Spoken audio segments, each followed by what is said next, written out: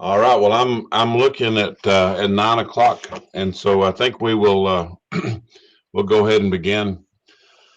Again, thank you all for being a part of the call this morning, and it's it will be nice. As I said, I'm really hoping that soon, maybe within the next 2 to 3 weeks, we can begin meeting in person and doing this as well. Uh, I think that will become very likely. Uh, I'll keep you posted on how that's going.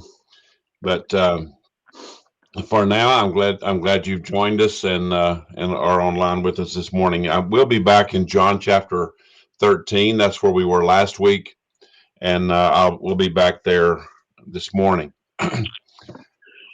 Last week we spent some time in this chapter, and it's the story of Jesus washing the disciples' feet. And the lesson from last week was that there is a spiritual counterpart to the physical example that Jesus displayed as he washed the disciples' feet. We get to watch an unbelievable thing unfold in this story, but we also need to recognize that there's something behind this story, a spiritual aspect of this that is critical that we understand, critical that we claim and know, because as I said last week, coming out from the crushing mental and emotional weight of this pandemic, there are some things that, again, as I said last week, we learned, and some things we probably really don't need to go back to. But there are some things that have been made much harder, even difficult or impossible, that we must reclaim, or, or, or we will not be who we're supposed to be as a people. The spiritual example that's found in this physical moment with Jesus washing the disciples' feet is of such value that we as his body cannot function in any degree of normal without the truth of this story. And I hope as it unfolds, as we go further this morning than we went last week, that we'll understand a couple of things about this, and that, again, it's like any difficulty that we have. I want to use an example, and it's probably a terrible one, because this is the one that just comes to me.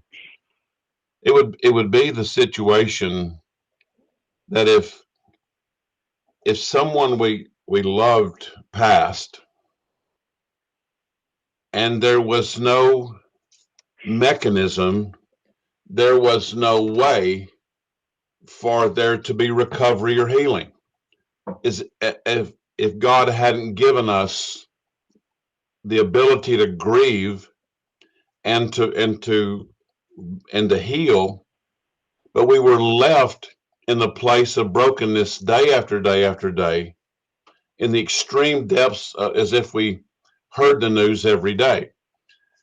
After my mom passed, my dad every day would ask where she was, and for several weeks I would tell him, well, Dad, she's passed. I mean, he said, well, why didn't somebody tell me? Why didn't I get to go to the funeral? And every day I would explain to him again, even multiple times a day, that she had passed away. He grieved every day as if he was hearing of her death for the first time. There are things that we need to recognize that are so critical in this particular moment, coming out from under and I don't know how long this process takes, but as we begin this journey out, there are a few things that are so critical that we just cannot let them slip. We cannot let them go. And in this story, we find that spiritual reality. So I'm going to go back to John chapter 13. I'm going to begin reading in verse 12, and then we will continue. So after he had washed their feet and had taken his garment and was set down again, he said unto them, know you what I've done to you? You call me Master and Lord, and you say, well, for so I am. If I then, your Lord and Master, have washed your feet, you also ought to wash one another's feet. I've given you an example that you should do as I have done to you. Verily, verily, I say unto you, the servant is not greater than his Lord, neither he that is sent greater than he that sent him. If you know these things, happy are you if you do them. Also, as was in last week's lesson, that which must be fully realized for us to move forward, that word that is pictured here in this spiritual display is the word fellowship. And this is, I'm just going to read to you from last week's lesson so I can do it a little faster. But this is what was in last week's lesson. I said, I'm not just talking about getting together. That kind of fellowship has value of its own. I'm talking about the fellowship that occurs when a person washes another person's feet, or when that person has their feet washed by another. It is the fellowship of love between body members when spiritual foot washing takes place. It is truly the realizing of the love of God, which He has given us by His Spirit, that love to others and receiving their love in return. If the pandemic has made us believe we don't need that, we are sadly mistaken. If the Spirit is to have His way in us and in His body, we must receive the truth of the spiritual counterpart of physical foot washing. The basic components, now that was from last week. The basic components of this spiritual parallel were one, of all that was done, in this moment was because of love. The very first verse of chapter 13 speaks of His love for His disciples and that it remained until the end. He had one motive, and it was love. This was an overflowing love that can only come from the Father. Again, we're not capable of producing this kind of love. We need to recognize that. We can produce eros, erotic love. We can produce phileo, friendship love, but we have nothing within us capable of producing agape, that selfless, unconditional, unwavering love. We are not capable of producing that. That has to be given to us and then overflow out of us into others. So this is the love that we're talking about in this type of fellowship. This fellowship that goes beyond just the recreational piece of it, which again is very valuable. But this is, Jesus is letting us know that this particular moment begins with love. And if you don't hear anything else I say this morning, I need you to hear this. Whatever stands before you, whether it is a small thing or a large thing, whether it is an easy thing or a difficult thing, if love does not come first and become amazingly fixed in place, that which you are going to do will become an obligation, a duty, or a challenging responsibility. This past week, got a phone call, guy from Dallas, or got a text. My name and number had been given to him. My contact information had been given to him by someone else that I meet with in Dallas, and so he contacted me this past week, and I told him because, excuse me, you can tell in these conversations that it's like you're talking to an old friend. There's no awkwardness, there's no strangeness, there's no hesitation. It's like you've known each other for a long time.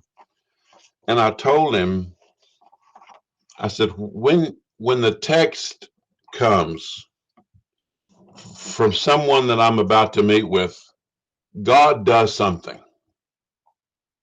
And he does it with amazing consistency. He does it when I stand in front of a group to teach a Bible study.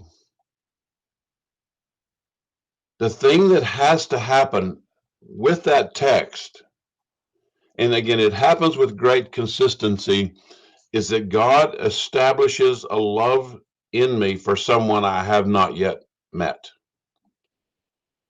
And so when the call begins, love is already in place.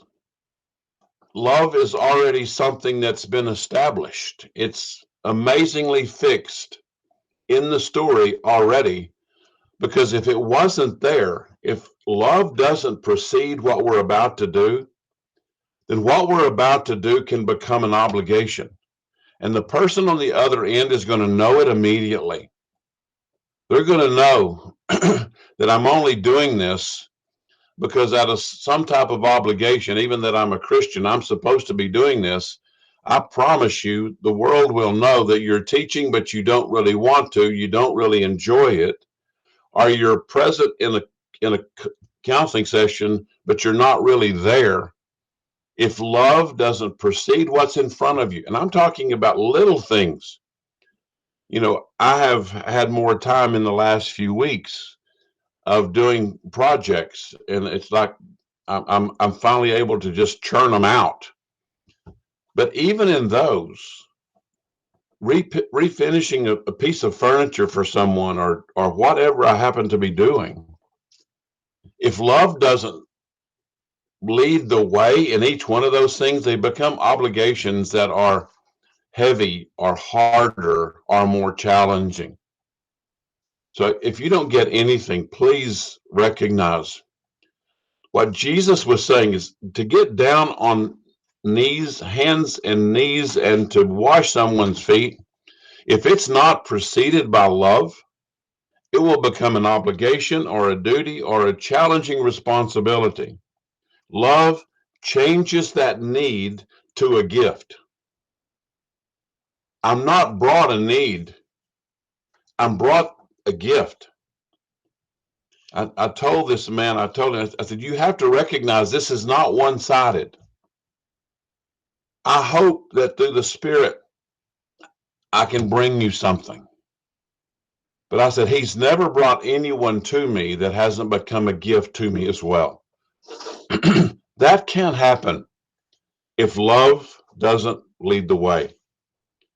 If not present,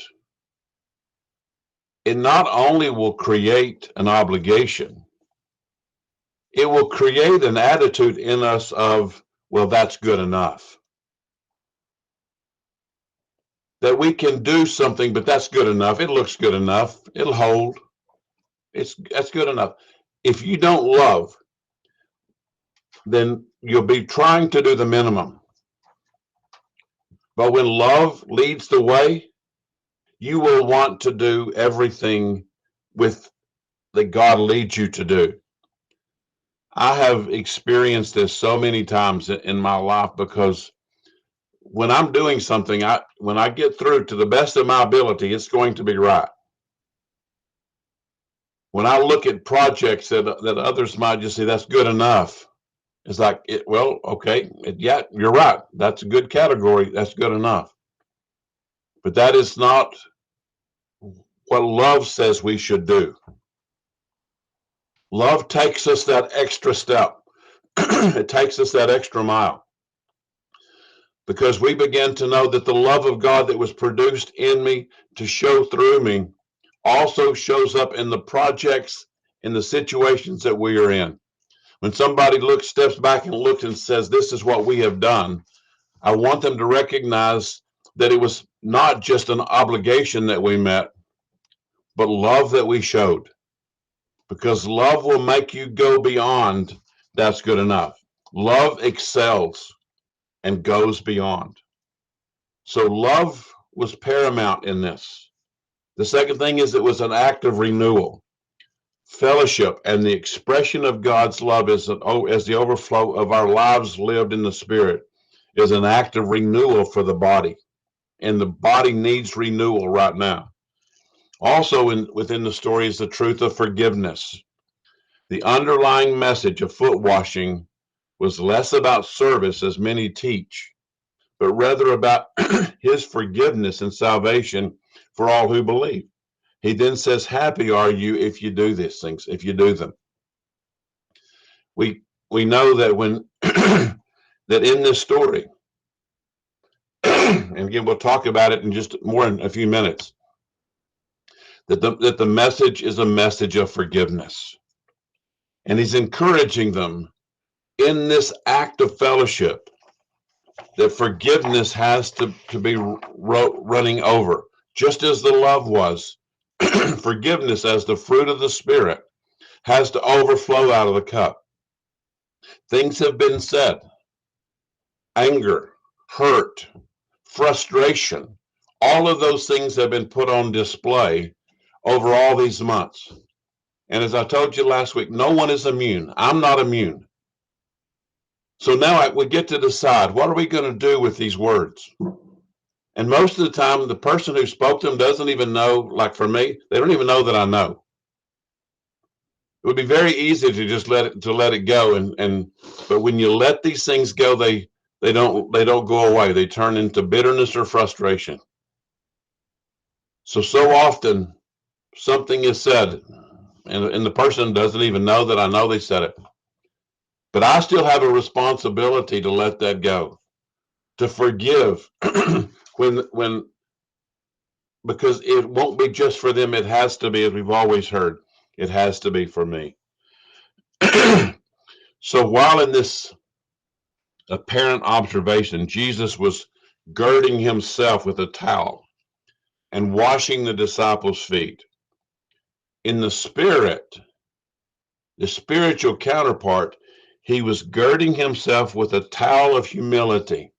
This is real important, because this fellowship won't ever be restored if there's not humility found in us. And humility is odd, because humility is not something that we receive from God. It's the nature, yes, but humility is our choice. It is the determining of where our heart's going to stand.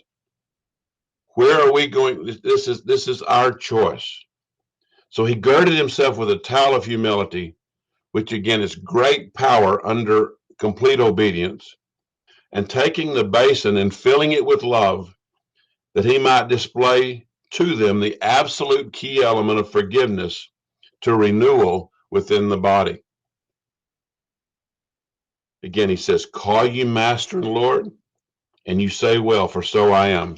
If I then, your Lord and master, have washed your feet, you also ought to wash one another's feet. He said, I have done this as an example.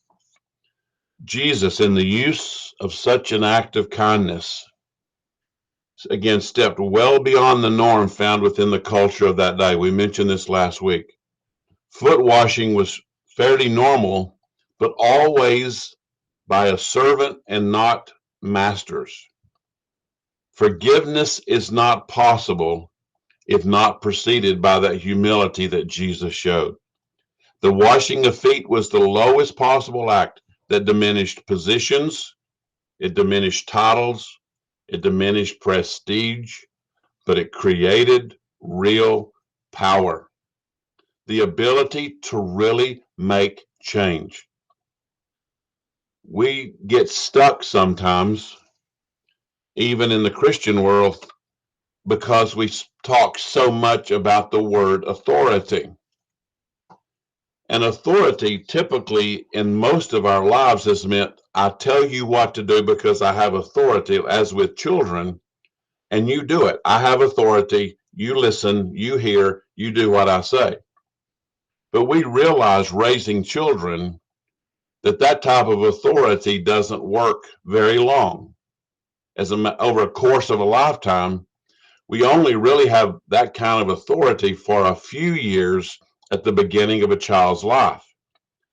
Because what really has to begin to make a change is that we recognize that authority, that ability to create a change in a story, really has to yield to influence. And we watch this in Jesus's life. He didn't go around telling people and giving them instruction and saying, do this, do this, do this. You've got to do this. You've got to do this. You've got to do this. He didn't create that kind of authority. What he did is he walked and he loved and he gave and he shared, and he truly influenced the life of his disciples as they walked in his dust, and he influenced those lives that were around him. Influence becomes how we create change, and there will be no great change if there's not that humility. The foot washing, the spiritual counterpart of foot washing, is this humility within us that says, I don't want a position, I don't want titles, I don't want prestige. I tell people often, I don't want a following. I don't want a group of people that are trusting what Randy said and just, I don't need a following. I love the fact that people will come to be taught, to hear, to experience. But if I was taught for a second they were following me instead of following the Holy Spirit, I would be terribly disappointed, because I have no desire to rise to any prestige within the faith except that which God establishes. And he does that by influence, not by power, not by the voice that dominates. It's like, no, it's got to be leadership. It's got to be influence. So while in the apparent observation, Jesus was doing this, he was actually loving. Can we imagine such a magnificent moment? I'm not sure I can completely. I'm not sure I can put myself in that room with the disciples, because here in front of me, here in this moment, is, when we ask these questions, calming storms, yes. Healing the brokenhearted, yes. Raising someone from the dead, yes. Causing demons to flee, yes. Washing his disciples' feet, yes. It's okay. Okay. What do you think? Can I help you? I'm distracted. We couldn't see you, Randy. The sun was overtaking you. Do what? The sun was, you couldn't see you. It was all sun. Okay. Well, I don't mind. It's very different teaching on the computer, because looking here and looking here, and I get much more easily distracted than I typically do. So I apologize. I don't see myself. When I look at myself up in the corner, it's kind of dark right now, but I'm going to keep going. What do you think was happening to the disciples as Jesus came to the first one, removed his sandals, took the towel and looked him in the eye as he worked? What do you think? Again, I'm not sure I can put myself there. I can do a pretty good job of imagining what I would feel. So I don't know about them, but I do think, knowing me, I would be weeping already. I could not have sat there with some lack of emotion. I would have already been, especially if I was second or third or somewhere down the list, and I saw this coming, and I saw this person who had calmed storms, and I'd been in the boat with him, that I'd seen someone raised from the dead. I'd seen Lazarus come out of the tomb. I'd seen all these things, these dynamic moments at the hands of Jesus in his obedience. And now he's on his knees in front of me, taking off my shoes and washing my feet. I don't think there would be anything left in me except tears. I hope I would realize that something powerful was changing in me and in the order of all that I knew. That after this moment, I would never be the same. To be forgiven in this symbolism, to be forgiven, washed, made whole by this man who had this power, who could say to demons, flee, and they would flee. And now he's turned to me, looking me in the face, eye to eye, as he takes off my shoes. And I know something powerful would be changing in me, even though I'm not sure I could define all that it was. I may not fully comprehend it, but I would be overwhelmed by it nonetheless. Now, again, you can plug in what you think would be going on with you. And then he comes to Peter. Peter poses an opportunity or a problem. Peter's protest is likely a clue to many of our own spiritual hesitations. I want to say that again. Peter's protest, when he says, "You're not going to wash my feet."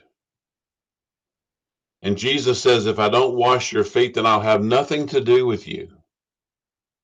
And Peter's response, the rebound of that is what we would expect. He said, "Well, then wash me head to toe." And Jesus explains, if you've been washed, saved, basically, if you've experienced salvation, you only need to be forgiven because you're going to walk in a dirty world. This is the message of forgiveness. Jesus is saying, Peter, if you have been saved, washed head to toe, you're going to walk in a dirty world and your feet are going to get dirty, and you need to come to me and let me wash your feet. This is really pointing us to 1 John chapter 1. But here in this moment, he comes to Peter and he's saying, Peter, if you don't let me forgive you on an ongoing basis, I won't have anything to do with you. But Peter's protest, what happens inside Peter in this moment, is likely a clue to many of our own spiritual hesitations. And I can assure you, as if I needed to, that we still have many, many, many spiritual hesitations. His refusal likely has similarities to our refusal today.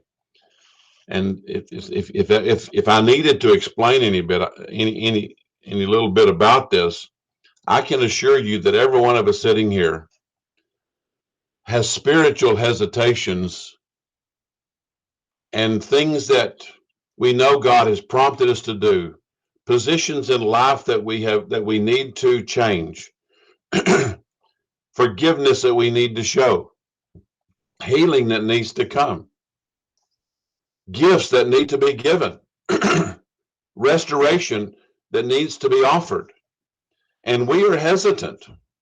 We're hesitant to take those steps. We're hesitant to agree to talk to somebody or to do something. We have as much spiritual hesitation right now as Peter did in the moment he was before Jesus.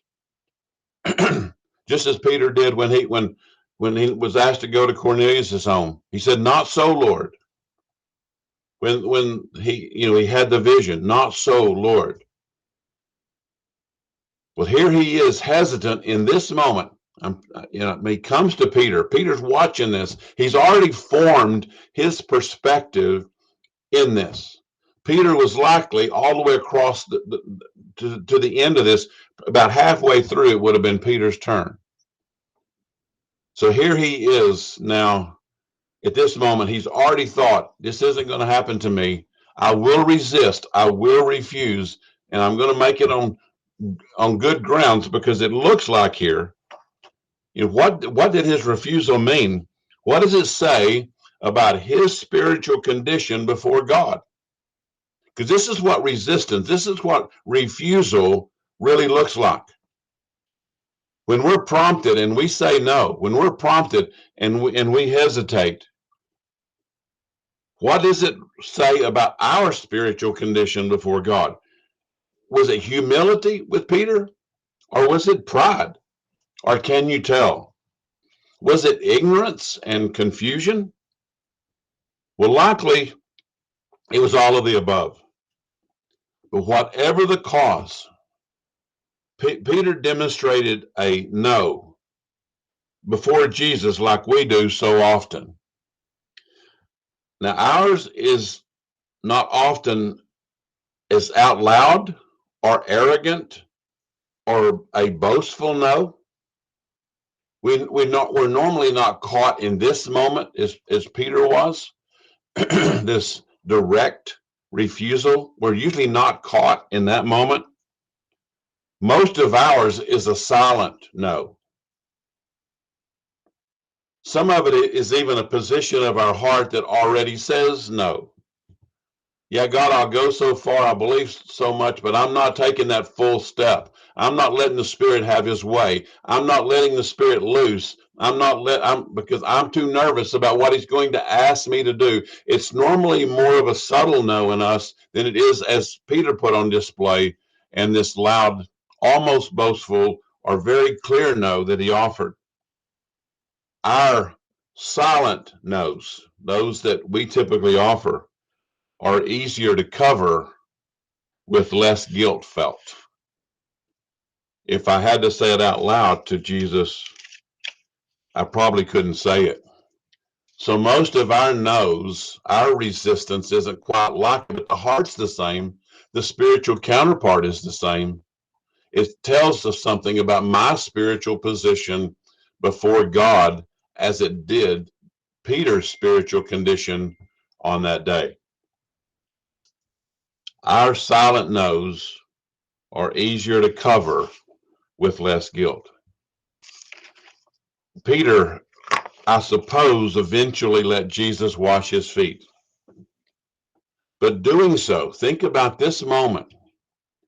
Peter had had time to build his case in his own head, to come up with a reason for his no, his resistance.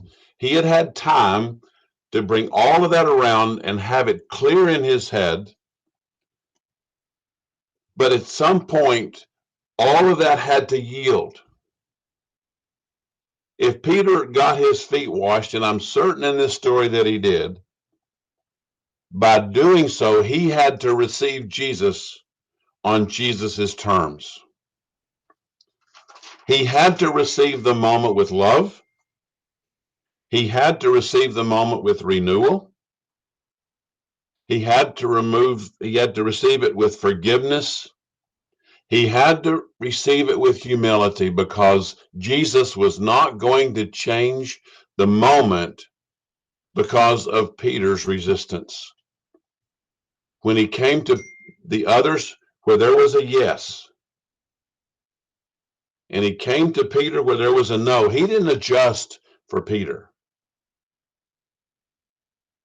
The terms for Peter were just like everyone else. They too probably were hesitant. They probably wanted to pull their feet back so that he didn't have access to them. But Peter's the only one that we read about where that was acknowledged. So here we are, strange moment where Peter had to receive the same love, the same renewal, the same forgiveness, the same humility as the others around him.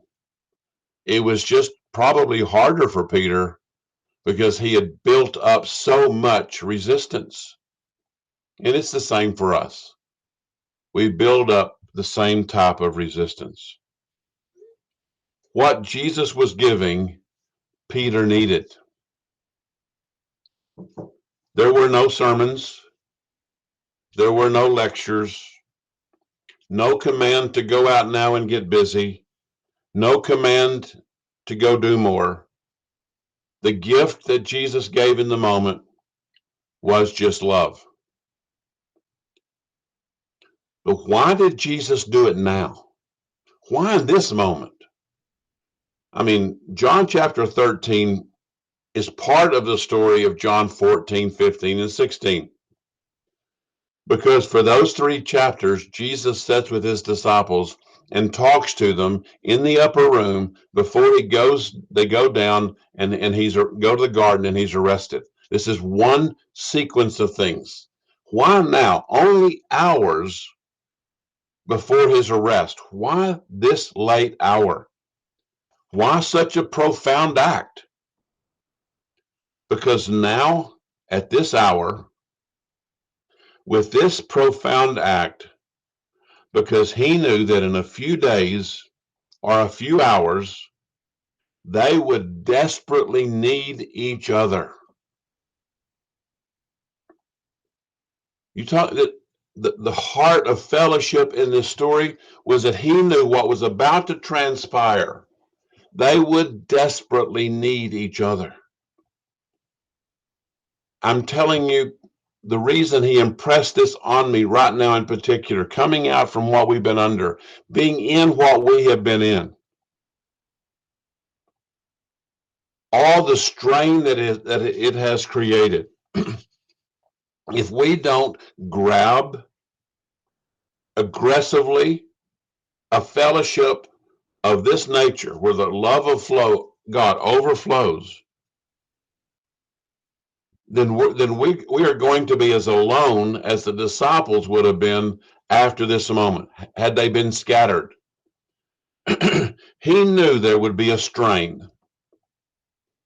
He knew there would be fear. He knew there would be isolation. He knew that there would be uncertainty. He knew that they would get lost and separated. He knew anger would come. He knew the enemy would come. What was his answer? Fellowship. The linking together of us, because that was the instruction. He said, I have shown you this. So after he had washed their feet and had taken his garment and was set down again, he said to them, know you what I've done to you. You call me a master and Lord, and you say, well, for so I am. If I then, your Lord and master, have washed your feet, you also ought to wash one another's feet. If I have forgiven you, if I have renewed you, if I have loved you by showing this humility, then you should love one another. You should renew one another. You should forgive one another, but it will not happen without humility. You may have had your feet washed many times in the past. I don't know. But you will never truly experience the moment until you have washed someone else's. Again, you may have been the recipient, and that is a dynamic moment. It was a dynamic moment, if you can imagine this, for the disciples as Jesus washed their feet. But I can assure you, this moment didn't quite settle in on the disciples until the moment when they left there, days later or weeks later, and they turned, girded themselves with a towel, got down on their knees, removed someone's sandals, looked them in the eye, and washed their feet. I will assure you, something changed in the disciples in that moment. Something powerful, something transformative, something amazing happened in the disciples when that which Jesus instructed was now in place. I have done this unto you. I brought you love, renewal, forgiveness. By the humility in him, I brought it. And now I'm asking you, do the same thing in the spiritual counterpart to those around. Nothing for the disciples would ever be the same. He had shown them great power. He had overcome death. He had spoken to demons and watched them run. He had filled the boat with fish, transformed lives, shown forgiveness, brought restoration to the woman at the well, cast spirits into pigs. And they've been on a front row seat to all of this. But here in this late hour, because of what he knew they were about to face, he said, I've got to show you one more thing. I've got to demonstrate one more thing. I can't speak chapter 14, 15, and 16 if I don't do this first. You've got to know that I love you, because what you're about to experience is going to be hard. And you're going to think it's going to be an obligation for you to go out and to make disciples and do all that I'm about to tell you to do. But I have to let you know it's all preceded with love. Everything renews. Everything gives new life. It's about forgiveness. It's about humility. It's about this kind of fellowship that creates a unity of hearts, that even if I haven't been around you for a year, the minute that we're together, the fellowship, we realize, was never lost, because it was linked by the Spirit of God and not just by emotions or feelings or friendship. So I would just read this again. Go back to the beginning of chapter 13, verse 1. Read this. Understand the spiritual counterpart to Jesus' physical demonstration, and then recognize those last words. Happy are you, blessed are you, if you treat each other the way that I'm demonstrating that I treat you. All right, that's it for this morning. Appreciate it, everybody. Thank you very much for being a part of the call. Have a good day. Bye-bye.